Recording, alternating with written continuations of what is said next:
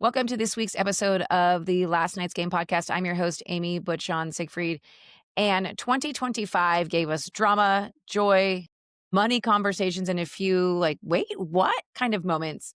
We're breaking them down, the sports stories of 2025 that you've actually heard about and how to talk about them without sounding like you studied the box score. And that means we've talked about a historic Masters moment, WNBA mic drop, a movie sequel nobody asked for, but everybody watched, and how some people made millions not showing up for work. Sign me up.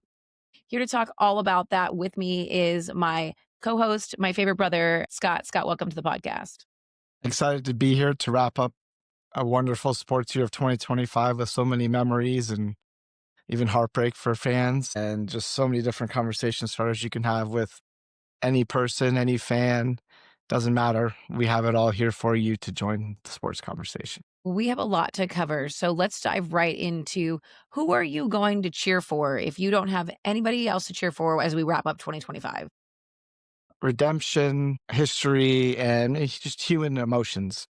I'm here for this. Let's dive into it. Tell me all about it.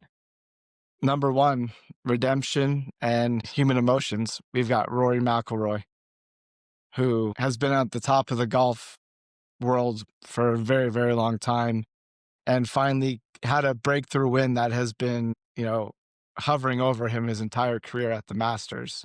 Mm-hmm. A real, guy who got that monkey off his back. Yeah, so he was waiting out of the career Grand Slam in golf. He was only missing the Masters win. And he had been close multiple times, but he'd always been a bridesmaid, never a bride. Uh-huh. And he finally won the Masters this year. And he's been kind of through the ringer, right? I mean, he's had a very public divorce, then not divorce. And so not only did he win the Masters, which was just like chill evoking and so emotional and so amazing, but his team won the Ryder Cup this year as well. It was a roller coaster of emotions for Rory.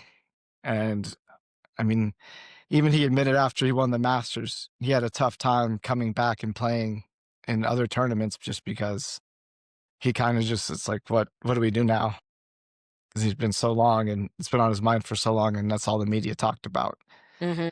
And then he got to go out there and dominate the U.S. in the Ryder Cup, which we know makes him very happy. Yeah, it was he was very vocal about Team USA and some of the things they were trying to pull off, sponsorships and different things that, Team Europe wasn't getting paid to show up, and they were just doing things because the competitive nature of it all. Yes. And so, I mean, in the end, Europe prevailed, but it was a close matchup, unlike some years. Yeah, USA made a massive comeback at the end, only to lose. It That's happened. that's what sports is, though, right? Highest highs and lowest lows. Yeah, someone's got to lose, unfortunately. Yeah. Well, speaking of winners, actually, let's talk Winners. about the Oklahoma City Thunder and SGA or Shea Gilgeous Alexander. Wow, I screwed that one up really fast. SGA and the Oklahoma City Thunder team, they're still dominating this season, but last season, they are this small market team that just took the NBA by storm. And here's your underdogs. And Mm-hmm. they took on that dog mentality, barking. He The did. whole Yeah, you're team right. would join it, post-game interviews barking. They were the youngest team to ever win, and they still are probably one of the youngest teams this season. Small market, rarely does a small market dominate like they have been able to keep their players and re-sign them. 'Cause they had a couple people re-sign like Chet in the offseason, so they've got their core back. Mm-hmm. SGA, MVP, finals MVP, champion. I think one of only 4 people to ever do that, if I'm not mistaken. Then a very quiet guy, and he speaks with his fashion and his basketball abilities on the Right. court. Right. Super low key. I mean, there are now, but at one point there are no big names on this team. I mean, granted there were in the Kevin Durant days, but that was Yes. a while back. And so it's been really interesting to watch this team. First of all, they're giant. Yes, they're There's massive. that. So when SGA looks like he's a toddler compared to some of these guys Mhm. like Chet Holmgren who are super huge. But it's really cool to see this small market team go off and dominate, and the fans really truly relate to them, and so it's really neat to see that's how that works. It doesn't money, as we've talked about lots of times, money and doesn't always buy championships. Chemistry is a huge piece of that. That was always their philosophy, right? They traded away Durant, Harden, I mean, they had the core Westbrook, and that Mhm. didn't work. So they traded him away, acquired a ton of picks. They still have a ton of picks. They'll probably have 12 draft picks this year. I think they have the Clippers pick, which the Clippers are terrible, so they might have a top 10 pick this year. So they've done an incredible job navigating the market and affording what they can afford. And they're off. So they tied the record with the Warriors for the best 25 game start this season too. It's neat to see, and let's lead into another team that is skyrocketing. It's already popular, but skyrocketing actually when it really matters, and that's Wrexham AFC. Now, you may know them as the team owned by Ryan Reynolds and Rob McElhenney, or Rob Mack, as we've determined he has officially changed his name to. But they have had their 3rd straight promotion, and in the world of soccer, maybe you can explain what a promotion really means to a team. Especially in England and Europe, they have relegation and promotion, where if you're at the bottom of the rankings, I think there's 7 tiers in England, if I'm not mistaken, and they were like at the very bottom. So when you get relegated, you get dropped down to the next league below. So if you're in the NBA, you'd be dropped to the G League, Mhm. essentially. And if you get promoted, you win your level and you go up a level, which in soccer means a ton of money once you get up to the top, but it's nearly impossible to get promoted 3 times in a row. Like, that's unheard of. I And mean, obviously they had the financial backing and they had the TV show Welcome to Wrexham, which, brought so much attention to the team, but they were kind of in the depths of despair. yeah.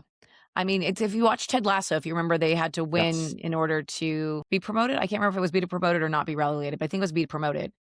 And so familiar with that system. But you're Mhm. right. Ryan Reynolds and Rob Mack, they brought this whole level of popularity where the team was securing sponsors that they would have never secured before. I mean, there's so many things that have tied in, and it's like the brilliance of seeing what, they still can't make the team win, but the magic that they can work by using their celebrity status for good has been really interesting to watch. That'll bring hope probably to anybody who's been relegated down to the bottom that it is possible. All you need is hope, honestly, in sports. So, All you need is hope and a celebrity. and couple $1 billion. Just a couple. It's fine. Now, if you have a go-to conversation starter that you wanna roll out of 2025 and into 2026 talking to a sports fan, give me one that we could talk about. Winning the big one. Winning the big one. Okay, let's talk about this. Winning the big one. Coco Gauff, Coco Gauff. USA tennis prodigy, has won a lot, has finally won, a few majors, but she won the first French Open of her career this summer. And And that it's is been the big elusive for her. yeah.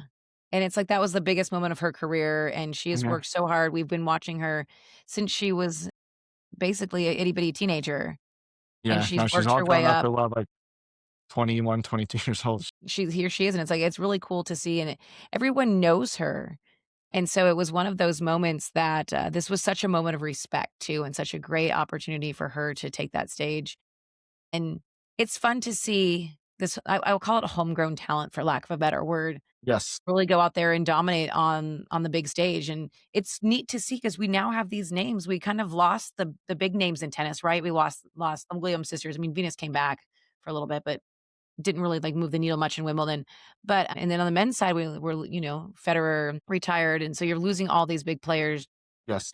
Djokovic's still out there, but it's neat to see these other ones coming in, and Ben Shelton and Coco Gauff and names that Coco that you've heard come in and dominate and actually make an impact. And USA tennis is kind of on the uprise once again.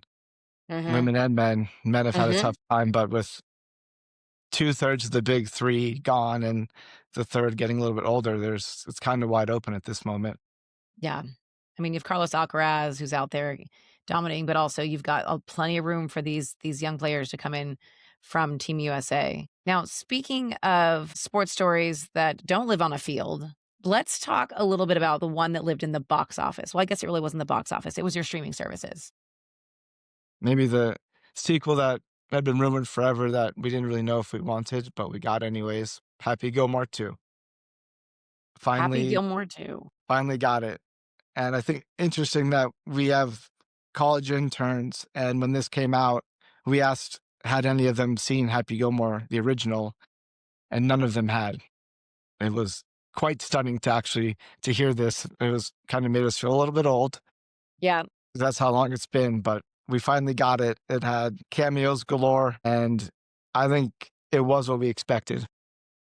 I mean, cameos galore is just an understatement, right? It was one of those where it was like, "Oh, I'm sorry, Bad Bunny is the caddy." Yes. Post Malone, and we knew, like, Travis Kelce was in it, but the plethora of pro golfers that were also in it, and just other names, I think Alex Earl was in it. You had so many names, so many people. It was it was really cool to see because, I mean, it was a movie, it was fun, but Yeah, it was this definite, pop culture moment that happened. absolutely. And you kind of got to see all these golfers come back together after this big live PGA breakup. And that was kind of the plot of the movie, but you had the live guys back with the PGA guys, and it's kind of nice to see that as well.